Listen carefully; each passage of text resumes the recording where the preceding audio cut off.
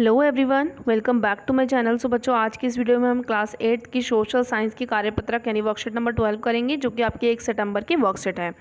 सो इस वीडियो को स्टार्ट करने से पहले सभी बच्चे प्लीज़ इस वीडियो को लाइक करें। सो यहाँ पर देखिए, हम अंडरस्टैंडिंग मार्जिनलाइजेशन पढ़ने वाले हैं, जिसमें हम टॉपिक पढ़ेंगे minorities and marginalisation. So the Constitution provides safeguard to religious and linguistic minorities as part of our fundamental rights। ठीक है, तो हमारे मौलिक अधिकारों को, ठीक है, उनको सुरक्षा देने के लिए हमारा जो संविधान है वो क्या करता है, बहुत बड़ा एक रोल निभाता है। The term minority is most commonly use to refer to the community that are numerically small in relation to the past rest of population. However it is concept that goes well beyond numbers. It encompasses issues of power, access to resources and has social and cultural dimensions। यहाँ पर जो minority term है वो ज़्यादातर इसलिए use किया जाता है, जो आपकी कम्युनिटीज़ हैं वो क्या हैं, दूसरी रेस्ट ऑफ द पॉपुलेशन की कम्युनिटीज़ के मुकाबले उनकी अगर संख्या न्यूमेरिकली कम है तो उन केस में हम माइनॉरिटी का यूज़ करते हैं। ठीक है, तो माइनॉरिटी जो है ये बहुत छोटा सा कॉन्सेप्ट नहीं है, सिर्फ नंबरों का एक कॉन्सेप्ट नहीं है, इसमें पावर के इशूज़ भी आते हैं और रिसोर्सेज के एक्सेस भी होती है कि रिसोर्सेज तक पहुंच है या नहीं है, साथ ही साथ सोशल और कल्चरल डायमेंशंस भी होती हैं इसके। So Indian constitution recognise that the culture of the majority influences the way in which society and government might express themself. ठीक है, तो जो हमारा इंडियन कॉन्स्टिट्यूशन है वो ये जानने की कोशिश करता है कि जो हमारी मेजॉरिटी जो कल्चर है, ठीक है, वो भी इन्फ्लुएंस कर सकता है इस चीज़ को। ठीक है, in such cases size can be disadvantage and lead to the marginalisation of the relatively smaller community. ठीक है, तो साइज़ जो है वो भी क्या करता है, मार्जिनलाइजेशन पे ले जाता है इन कम्युनिटीज़ को, यानी कि हाशियाकरण पर ले जाता है।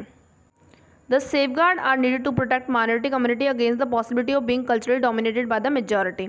ठीक है, तो कल्चरली जो है मेजॉरिटी कम्युनिटी जो है वो डोमिनेटेड ना करे उनको, तो इसलिए सेफगार्ड की ज़रूरत हमें पड़ती है। So they also protect them against any discrimination and disadvantage they may face. तो ये क्या करता है, कुछ ये सेफगार्ड्स बनाए गए हैं जिससे क्या होता है, वो माइनॉरिटी कम्युनिटी जो है वो प्रोटेक्ट रहती है किसी भी डिस्क्रिमिनेशन से, यानी भेदभाव से, किसी भी डिसएडवांटेजेस से वो लोग, ताकि वो लोग जो हैं डिसएडवांटेज और डिस्क्रिमिनेशन को फेस ना कर पाएँ। So given certain conditions, community that are small in number related to rest of the society may feel insecure about their lives, assets and wellbeing. This sense of insecurity may get accentuated if the relations between the minority and majority community are fraught।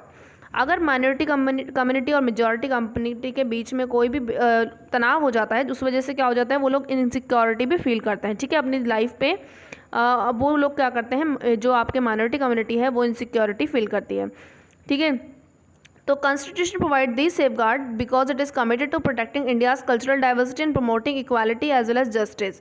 तो constitution क्यों बनाया गया है, constitution जो है वो ये provide करता है, सेफगार्ड प्रोवाइड करता है, क्योंकि जो हमारी जो कम्युनिटीज़ हैं, ठीक है, हमारी जो कल्चरल डाइवर्सिटी है उसको प्रोटेक्ट किया जा सके और इक्वालिटी जो है उसको प्रमोट किया जा सके, साथ ही साथ न्याय भी जो है वो प्रमोट किया जा सके। So as we have already read, the judiciary plays a crucial role in upholding the laws and enforcing fundamental rights. Every citizen of India can approach the courts if they believe that their fundamental right have been violated।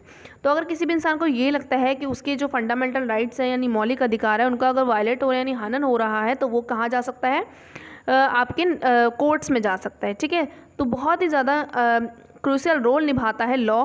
ठीक है, इन सब चीज़ों को देखने में बहुत ही ज़्यादा बड़ा रोल होता है लॉ का। ठीक है, तो यहाँ पर अब कुछ क्वेश्चंस दिए हुए उनको कर लेते हैं। फर्स्ट क्वेश्चन दिया हुआ है कि what do you understand by the term minority community. Minority community से आप क्या समझते हैं, तो इसमें आप लिखेंगे minority community are numerically small in relation to the rest of the population. तो पूरी पॉपुलेशन के मुकाबले, ठीक है, वो माइनॉरिटी कम्युनिटी जो होती है वो छोटी होती है, न्यूमेरिकली उसकी संख्या जो है वो कम होती है। क्वेश्चन नंबर 2 में आपसे बोला है why is the chance of minority community being marginalise higher. तो जो माइनॉरिटी कम्युनिटी है वो मार्जिनलाइजेशन पे क्यों जा रही है, ठीक है, उसके चांसेस जो है मार्जिनलाइजेशन पे जाने के ज़्यादा क्यों हैं, due to size of the minority community, उसके साइज़ की वजह से, क्योंकि उनकी जो साइज़ है बहुत कम है, न्यूमेरिकली उसकी संख्या जो है मेजॉरिटी कम्युनिटी से कम है, विच इज़ स्मॉल। ठीक है, क्वेश्चन नंबर 3 है how is India's cultural diversity safeguarded. हमारा जो इंडिया की कल्चरल डाइवर्सिटी है वो सेफगार्ड कैसे की जा सकती है, तो यहाँ पर लिखेंगे India's cultural diversity safeguarded bye constitution. Constitution की मदद से ही हमारी जो डाइवर्सिटी है वो सेफगार्ड रहती है। ठीक है, क्वेश्चन नंबर 4 है where can people of India approach if their fundamental rights are violated. अगर किसी भी वो पीपल जो इंडिया में रह रहे हैं, अगर किसी भी पीपल के फंडामेंटल राइट यानी मौलिक अधिकारों का अगर हनन होता है तो वो कहाँ आ जाके अप्रोच करेंगे, तो कोर्ट्स में अप्रोच करेंगे। तो आप यहाँ पे लिखेंगे इन कोर्ट्स। तो यहाँ पे ओनली 4 क्वेश्चंस आए थे, सभी को हमने सॉल्व कर लिया है। अगर आपको इस वीडियो से थोड़ी सी भी हेल्प मिली हो तो प्लीज़ इस वीडियो को लाइक करना। मिलते हैं नेक्स्ट वीडियो में, तब तक के लिए बाय बाय।